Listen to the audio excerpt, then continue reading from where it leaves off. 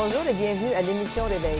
Aujourd'hui, nous avons une émission spéciale avec une invitée spéciale. Son nom est Carole Charette. Bonjour Carole. Alors, la parole de Dieu nous dit « Car Dieu a tant aimé le monde, dans Jean 3,16, qu'il a donné son Fils unique, afin que quiconque croit en lui ne périsse point, mais qu'il ait la vie éternelle. » Alors, l'histoire ou le témoignage de Carole, ça nous parle vraiment de la vie éternelle et de ce que Jésus a fait en elle.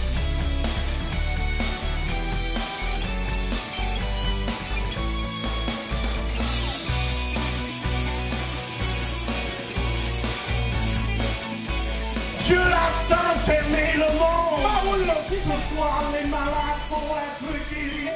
Il c'est Jésus de la... Alors, si vous voulez, on va commencer. Bonjour, Carole. Bonjour, pasteur. Alors, commence par nous parler un peu de ta jeunesse. Qu'est-ce qui s'est passé dans ta jeunesse? D'où tu viens? Bien, je suis l'aînée d'une famille de 15. 15 enfants. 15 enfants, mais une famille reconstituée. Alors, mon père a marié sa belle-sœur, que ma mère s'est mariée avec le frère de mon père, qu'elle a eu 2 enfants. Et puis, mon oncle est décédé. Et puis, mon père a marié sa belle-sœur. Ils ont eu 12 enfants. Ça fait 15. Oui. Tu es la plus vieille? Je suis la plus jeune. Plus jeune? La Ah bon, plus OK. jeune. Puis après ça, bien, mes parents se sont divorcés. J'avais 7 mois. Puis ma mère nous a donné ici et là. Qu'est-ce que tu veux dire, vous a donné? Elle vous a partagé entre... Elle nous a donné des voisins, des amis. Elle a même vendu un de mes frères pour une caisse de bière. À ce moment-là, elle pouvait faire ça sans problème. Sans problème. Puis, fait que là, quand mon père est venu du travail, la maison était vide, les enfants sont partis. Et puis là, ben, mon père a commencé à nous chercher un peu ici et là. Et puis, de tous les mois ou à tous les 2 mois, il trouvait 1 ou 2 enfants. J'ai été la dernière à été cherchée. Alors, j'étais rendue à 17 mois. Et puis, la famille, ce que ma mère m'avait mis, me battait parce que je mouillais dans mes pantalons, puis ça part là. Fait que mon père dit que dès qu'il me mettait sur un pot pour apprendre à aller à la salle de bain, je criais comme si je me mettais dans l'eau chaude. Là, tu sais, là. Fait que ça a commencé de là, la vie un peu familiale. Alors, je me souviens de mes sœurs. On était quand même une famille assez... mon père travaillait, mais à cause qu'on était tellement d'enfants, il ne pouvait pas pourvoir À tous vos besoins. à tous les besoins. Ma belle-mère était une femme jeune que lui. Je crois qu'il y avait à peu près 20 ans de différence entre mon père et elle. Et quand elle est venue dans la famille, elle avait 3 filles, elle aussi, en plus. En plus? Oui, fait que sont beaucoup plus vieilles que nous. Vous étiez Et combien, puis- là, à ce moment-là, à la maison? Mais là, on était, en tout, là, Ah, avec tout est tous les partout, enfants, c'est oui. 15 enfants. OK. C'est avec ces 3 filles. Et puis, en plus de ça, mon père et elle ont eu un garçon. En plus. En plus, alors... Ça fait beaucoup de ça jeunes. fait beaucoup d'enfants, c'est ça. Ouais. Alors, ma mère a jamais... Bien, ma demi-mère, parce que ma mère, je ne l'ai pas connue. OK. C'est une femme qui n'a jamais travaillé, fait qu'elle était à la maison, prendre soin de nous, tu sais. Juste ça, c'est beaucoup de travail. Juste ça, c'est ça. Alors, enfant, on était, je veux dire, on s'amusait entre frères et sœurs, mais on n'avait pas de jouets. On n'avait pas des Barbie, des poupées à part là. J'avais rien de ça. Ma belle-mère, c'était une femme très froide. Je crois dans le temps, elle était bipolaire. Parce qu'elle avait des humeurs très... Varié. Oui, qui chouaient très vite. Là, alors, quand on arrivait de l'école, c'était de bonne humeur, ça ne durait pas longtemps. Puis là, alors, ma mère, c'est une femme qui touchait à rien. Ma belle-maman, elle touchait à rien. Alors, vu qu'on était beaucoup en famille, toutes les tâches de la maison étaient Laissez à vous. laissées à nous. Fait que j'ai appris très jeune comment faire à manger, comment prendre soin d'une maison. Mais c'était jamais à son goût à elle. C'était toujours... fait que les abus mentaux ont commencé là comme très jeune, que tu ne sais pas rien faire, tu ne seras pas bonne à marier. D'appeler toutes sortes de noms C'est ça. là, pour te descendre. Pour me descendre, tu sais, nous frapper, nous tirer Oui. les cheveux, les affaires comme Alors, ça. tu as abusé là, aussi physiquement? physiquement, oui. Est-ce Et- que ton père, lui, dans tout ça, est-ce qu'il était au courant? Est-ce que lui aussi t'abusait? Ben, il nous abusait parce qu'elle lui disait des mensonges Sur vous. pour nous faire battre. Fait que si elle arrivait, mon père arrivait de travailler, puis il disait, ah ben là, Carole a fait ça aujourd'hui, puis là, c'est comme si c'était vraiment pas vrai. Mais si on essayait de se défendre sur Il que vous c'était pas frappait. vrai, là, c'était pire parce qu'il disait que on disait que maman était menteuse. Fait que là, on mangeait des bonnes volées. Des bonnes volées. Puis là, en étant très pauvres, les plus vieux dans la famille, des fois, ils s'arrangeaient pour prendre des sous dans la bourse ou même du manger parce qu'on était très limités avec notre nourriture. Fait que là, quand ils s'apercevaient que les choses partaient, là, ils nous mettaient les 15 à genoux avec les mains comme ça. Puis là, il fallait, jusqu'à temps que la personne qui avait volé avouait. Fait que là, on passait chacun de notre tour avec un bâton, puis ils nous frappaient les mains, chacun de notre tour, que ça soit l'âge que ça voudra. Jusqu'à temps que la personne avouait. Ça pouvait être long. Ça pouvait être long? Ça pouvait être long. Il devait y avoir pas mal de coups. Là. Oui. Puis là, une fois, la personne l'avouait, mais lui... il se faisait battre. Oh oui, très, très. Et même une fois, je me souviens, à l'âge de 4 ans, j'étais sur un petit bicycle à 3 roues sur un balcon. Puis j'ai tombé en bas du balcon avec le bicycle, mais j'ai graffiné la voiture de mon père. Alors, c'est la... Je pourrais vous dire, c'est la seule et la fois que je me souviens de cette volée. Tu étais battue parce que j'étais battue comme très grave. Ah oui, hein? Oui. Tu as dû aller à l'hôpital? Ou... Non, dans ce temps-là, non. Okay. Parce que là, il y aurait eu des questions à... Oui, à répondre. Ils ne nous emmenaient pas à l'hôpital, ils ne nous emmenaient pas pour le dentiste, ils ne nous emmenaient pas nulle part. Mais ils sont fait très sévères sur des choses que maintenant, je me dis, il y avait au moins ça. Parce que mon père n'avait pas d'études. Mon père était à l'école jusqu'à l'âge de 12 ans. Puis ma mère, ma deuxième mère, je peux pas te dire vraiment, mais même comme aujourd'hui, maintenant que je sais, leur parler, leur façon d'agir, c'était pas du monde très éduqué. Okay, on n'était pas éduqués cette affaire-là. Ils vous élevaient comme ils avaient été élevés dans un sens. Probablement, oui, probablement. Mais la boisson était beaucoup dans la famille. Dans la famille. Alors, la boisson bossait beaucoup avant la nourriture, avant les vêtements. Fait qu'en étant 12, on partageait qu'est-ce qu'on pouvait se partager. Puis en fait, de nourriture, c'était la même chose. On a mangé souvent des pâtes alimentaires avec rien dedans. Okay. Des soupes que maman faisait avec du pain qui commençait à être sèche. Là. Elle faisait bouillir de l'eau, puis des oignons, puis elle mettait ça dans l'eau. Puis c'est ça qui était notre soupe. T'sais. Fait que la nutrition n'était pas tellement bonne. Puis toi, tu es restée dans cette famille jusqu'à quel âge? J'ai resté avec mes parents, j'avais 18 ans. 18 ans. C'est là que tu as rencontré ton mari d'aujourd'hui, qui s'appelle André. Qui s'appelle André, oui. Conte-nous un petit peu, qu'est-ce qui s'est passé? Là, c'est ça. Je veux dire, à fur et à mesure que les années passent, je veux dire, les frères plus vieux ont commencé à m'abuser sexuellement à l'âge de 3-4 ans. Toi, tu avais 3-4 ans? Oui, moi, j'avais 3-4 ans. Les autres étaient plus vieux. Et les abus sexuels ont commencé avec eux.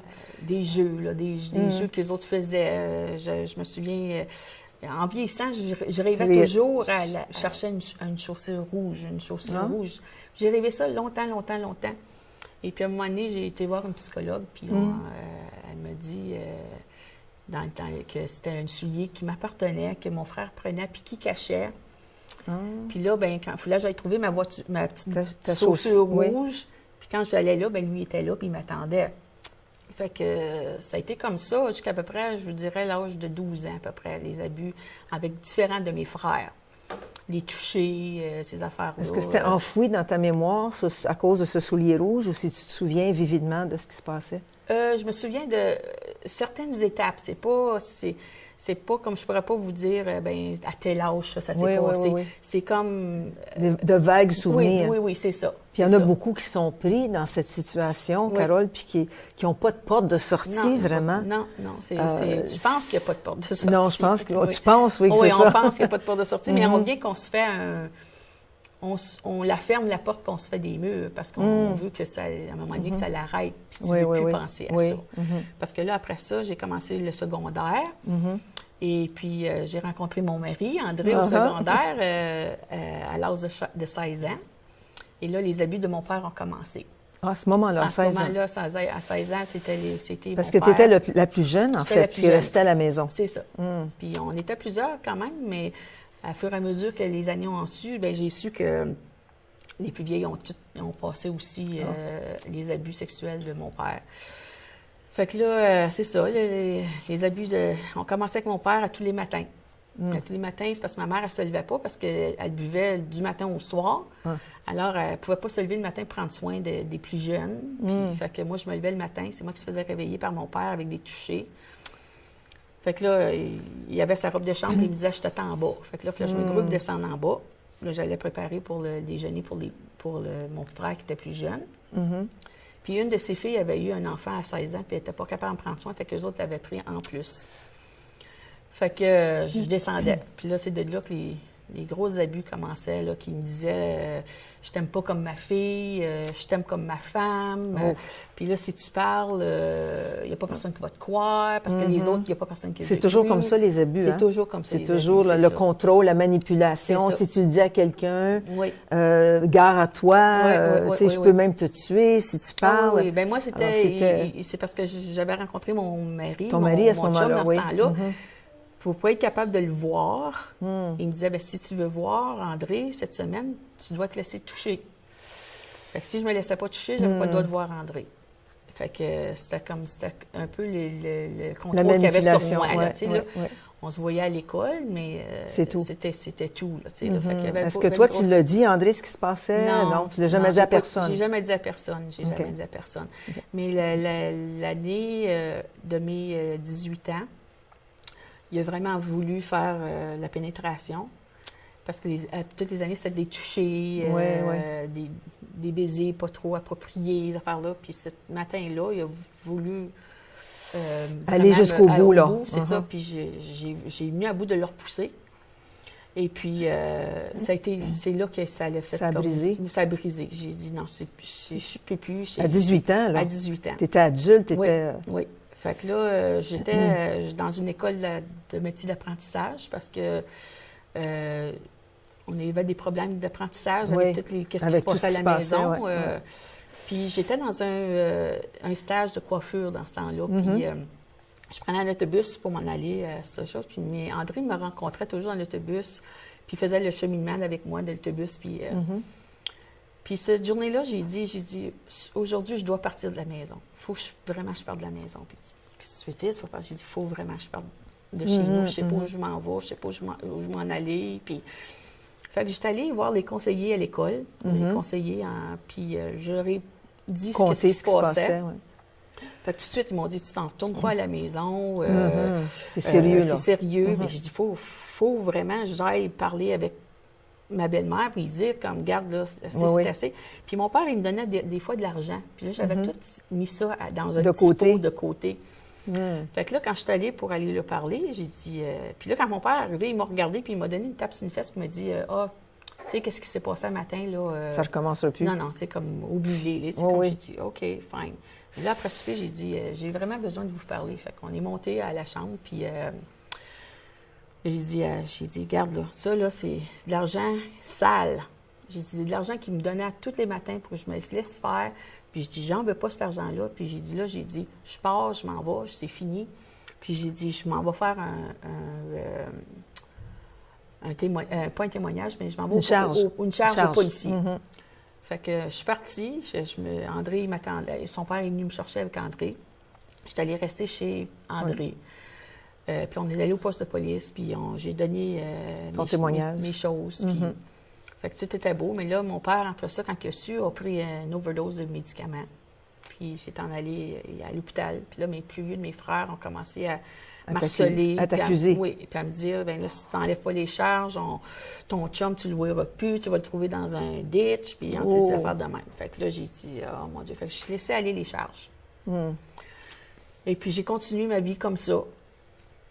Et puis, je pensais que j'étais forte. Je pensais que ça allait passer, puis les affaires-là. Puis là, fin du compte, je me suis en allée en chambre et pension chez une dame. Et puis, il fait que la maison est faite la même chose que la maison où je demeurais avec mes parents. Puis j'avais la même chambre où je couchais. Alors, j'ai pas pu rester là très longtemps. Là, ça me faisait juste rappeler des souvenirs. Fait que j'ai vraiment pensé souvent à m'enlever la vie. À cause de tous les traumatismes de ta jeunesse. Oui, c'est comme si ça voulait pas s'en aller. C'est comme si j'essayais n'importe quoi pour le...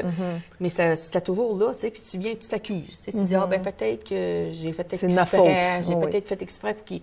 Je n'étais peut-être pas bien habillée ce journée-là, et puis il a vu que, tu sais, des choses qu'il aurait dû peut-être pas voir, puis... Mais à un moment donné, c'est ça. Le syndrome de la victime, hein? C'est ça, c'est ça. Mais là, on s'est en allé à l'appartement, moi puis mon mari. Puis André, c'est ça. J'avais 19 ans. Et puis, à fin du compte, on s'est fiancés, puis vous êtes on mariés? s'est mariés à ma fête de mes 20 ans. 20 ans. Vous avez eu des enfants? Oui, j'ai eu 3 beaux enfants. Puis c'est ça, quand j'ai eu mon premier enfant, ça a été très difficile parce que j'ai eu de la misère À l'aimer? pas à l'aimer, je l'aimais, là, mais j'avais de la misère à, comme, tu sais, à le changer de couche. Parce que pour moi, c'était comme si je l'abusais. OK, Là, oui. je voulais pas donner ça, lui donner ça. Puis j'ai dit comme, oh mon Dieu, j'ai dit, c'est quoi qui se passe? Je veux le changer de couche, mais c'était comme vite fait. Puis c'était comme, vas-tu le traumatiser en le changeant de couche? Puis, fait que après 17 mois après, j'ai eu mon deuxième. Et puis 2 ans après, j'ai eu ma fille. Mais là, je suis tombée malade. Oui, Je suis tombée malade avec le cancer du côlon. Puis de là, avec le fait que le corps était faible, tout ça est revenu sur la surface. Et là, ça a fait boule de neige. Là. C'était vraiment... Quel âge avais-tu à ce moment-là? J'avais 30 ans. Oh, 30 ans. J'avais 30 Alors, ans. depuis l'âge de 3 ans où tu t'es fait abuser, jusqu'à l'âge de 30 ans, tu as gardé ça en J'ai gardé toi. ça, oui. Puis ça a causé toutes sortes de Ça a problèmes tout causé, émotionnels, tout ça. Oui. de santé. Oui. Je suis certaine qu'il y en a qui nous écoutent puis nous disent, bien moi, c'est ma situation. Oui. C'est ma situation. Je sais pas quoi faire. Alors, c'est sûr que Carole va nous dire comment elle s'en est sortie. Alors, oui. continue. Alors, tu as 30 ans, tu as le cancer du côlon. Oui. Tu vas voir un médecin qui fait un très, très mauvais travail en Oui, toi, hein, oui. au niveau de ton côlon. C'est ça. Partage Puis là, un petit peu, c'est ça, j'ai encore la les malchance séquelles, d'avoir eu un médecin qui n'était pas très professionnaliste.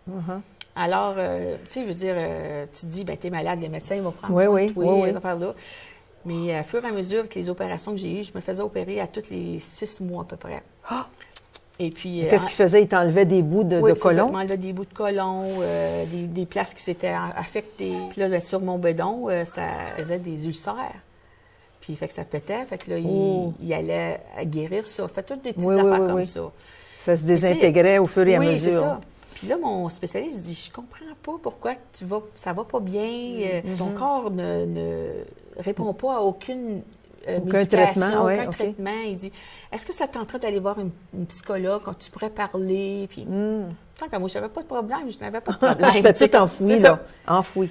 Fait que là, j'ai commencé à voir un psychologue, puis les premières fois, elle me posait des questions, je répondais, mais c'était comme... pas plus, je n'étais pas capable de m'ouvrir pour vraiment lui dire qu'est-ce qui se passait, tu sais. Fait que là, elle commençait à me dire, ben quand tu vas être chez toi, puis tu commences à avoir des angoisses, tu commences à avoir des méchants souvenirs, elle dit, prends un livre, puis écris. Écris tout ce qui se passe, puis elle dit, tu m'emmèneras ce que tu as écrit. Fait qu'à fur et à mesure, c'est ça qui est arrivé. Et puis là, elle a été capable de parler avec le médecin pour savoir ce qui se passait. Fait que quand je suis allée voir le médecin, puis il me dit, mon Dieu, Carole, il dit, comme, alors, voulais-tu nous dises tout ça? Oui. Ben, j'ai dit, écoute, moi, je m'en viens me faire soigner, je m'en viens pas voir. C'est parce qu'il dit, qu'est-ce qui arrive? Il dit, tu as eu des abus pendant tant de ta vie. Il dit, après ça, il dit, les abus ont arrêté, mais il dit, quand les médecins te sont coupé la bédaine, ils t'ont enlevé le rectum, c'était ton subconscient a continué à dire que c'était des abus. Fait que, sans le vouloir, ton corps a pensé que c'était des abus que tu recevais encore. Fait qu'il il s'est comme refermé sur lui-même. Puis il n'y avait plus rien qui fonctionnait. Fait que la dernière fois que j'ai vu le médecin, il me donnait 6 mois à vivre. Je me souviens, oui. Quel âge avais-tu à ce moment-là? J'avais 30 ans. 30 ans, puis 3 jeunes enfants. 3 jeunes enfants à la maison. Ma fille venait de commencer l'école. Wow. Ça a été 10 ans qui a été pénible. Très pénible, ne pas être moi-même, ne pas être capable de prendre Alors, tu as survécu 10 ans de plus. 10 ans de plus qu'est-ce qu'il m'avait donné. Wow! Qu'est-ce qui a fait que tu as survécu? Est-ce que c'était ta propre force? Je pense que c'était ma force. Parce que ton goût de vivre. C'est ça. De nature, je suis une femme très forte. Oui, tu es forte. J'aime la vie. J'aime la vie malgré tout. Oui. Ça, mes enfants, c'était ma vie. Oui. Je vivais pour mes enfants. C'était comme tes idoles, quoi. C'est ça. C'était mes idoles, c'était mes dieux. Tes dieux, oui. Beaucoup avant de mon mari. Oui, mon mari passait le dernier. C'est le 4e après les 3. C'est ça.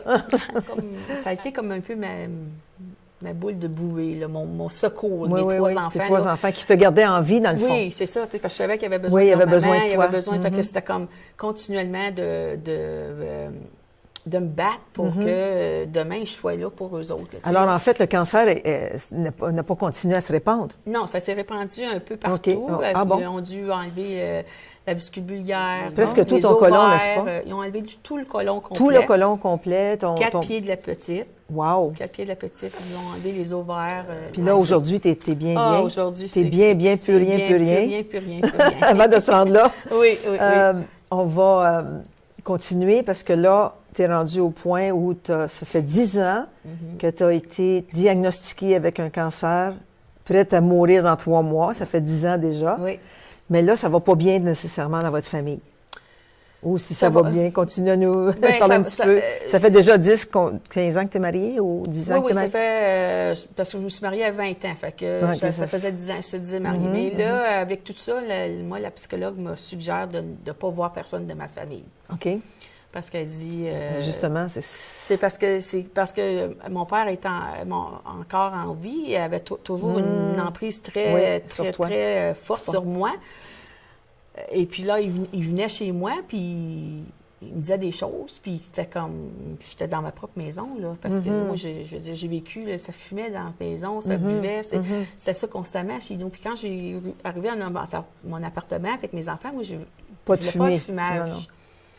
Fait que lui, il arrivait, puis il fumait dans ma maison. Puis je disais, papa, chez nous, on fume pas, s'il te plaît, pas fumer. Il allait se cacher dans les chambres, puis il fumait.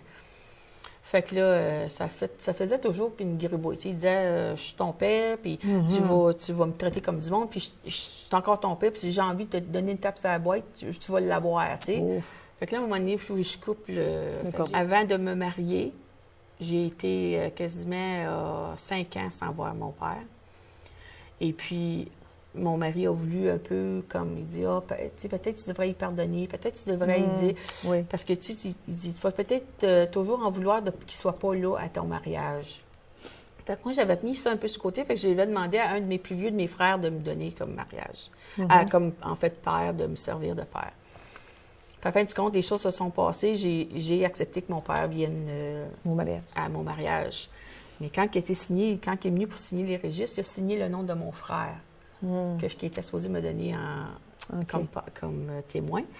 Fait que là, c'était pas son nom, c'est le nom de mon frère qui était sur le papier. Mais, c'est tout, mais il a fallu que je coupe complètement le cordon avec même mes frères, certaines de mes sœurs. Il fallait que ça coupe pour que je sois capable de guérir.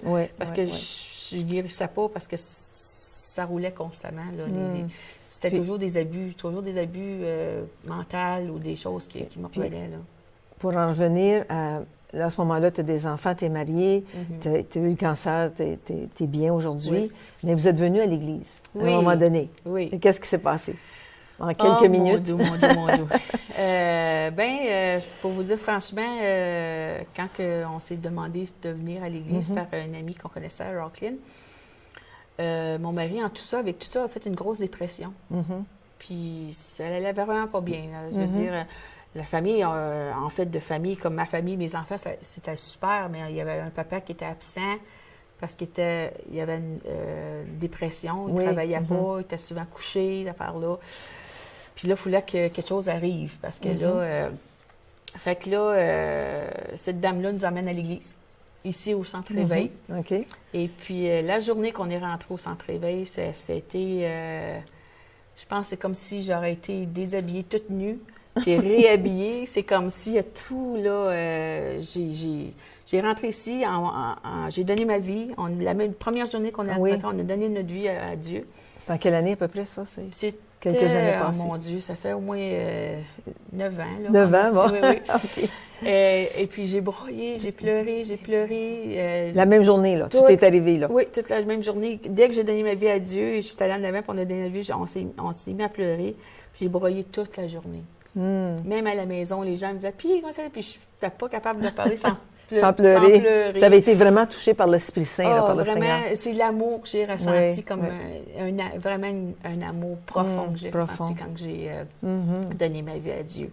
Et de là, je pourrais vous dire, les maladies ont parti. Je prenais 25 pilules de cortisone par jour. Quand j'arrivais ici, je prenais 3 différentes sortes de pompes pour l'asthme. Ma santé était comme très fragile. Là. Je pognais tout ce qui passait, gastro, je pognais tout ça. Puis quand j'ai donné ma vie à Dieu, ça a été un nettoyage total. j'ai eu leur gain de vie en moi, leur gain d'énergie. J'avais plus d'énergie, je n'étais plus capable quasiment de rien faire. Fait que c'était... C'était merveilleux. Oui. Carole, peut-être qu'il y a des gens à la maison qui ont vécu la même chose que toi, surtout les femmes, parce que les femmes sont souvent victimes d'abus sexuels, d'abus mentaux, d'abus verbal. Alors, je veux qu'on prie pour ces femmes-là, si tu veux, Carole, pour qu'eux aussi ils puissent connaître la joie que tu as connue aussitôt que tu as accepté le Seigneur Jésus dans ta vie comme Seigneur et Sauveur. Puis on va continuer ton témoignage à la prochaine émission, mais je veux absolument qu'on élève ces femmes. Si c'est vous à la maison, juste répétez cette prière après moi. Seigneur Jésus, je viens devant toi aujourd'hui. Et je te demande, Seigneur, de toucher mon cœur, de toucher mon âme, de me guérir intérieurement. Et je veux aujourd'hui te demander pardon pour tous mes péchés. Et je te demande, Seigneur, je te donne toute ma vie. Toute ma vie, Seigneur, prends-la. Fais ce que tu veux avec moi. Amen. Alors, si vous avez été touché, vous pouvez nous écrire à centreveil@centreveil.com, nous téléphoner aussi au numéro au bas de l'écran. Ça va nous faire un grand plaisir de prier avec vous, de vous parler. Alors, on va écouter le témoignage de Carole ou la suite de son témoignage qui est magnifique la semaine prochaine. Alors, Carole, ça a été une bénédiction pour nous aujourd'hui, puis j'ai hâte de continuer. Ça va être puissant parce qu'on va parler du pardon la prochaine fois. Et ça va être merveilleux de savoir ce que le Seigneur a fait pour toi et aussi pour ton père. Puis tous les abus que tu as vécus, puis comment tu t'en es sorti. Parce qu'humainement, c'est presque impossible de s'en sortir. Oui, il y a des psychologues qui peuvent nous aider, mais le plus grand psychologue et le plus grand médecin, c'est vraiment le Seigneur Jésus-Christ. Et c'est ce que je vous souhaite à chacun de vous. Que le Seigneur vous bénisse et on vous voit à la prochaine émission. Soyez bénis. Visitez le site web centrereveil.com pour participer à nos services en direct. Pour un don mensuel de 20 $ ou plus, vous pouvez faire vos dons en ligne avec Visa et Mastercard ou un chèque par la poste. Et nous apprécions votre soutien.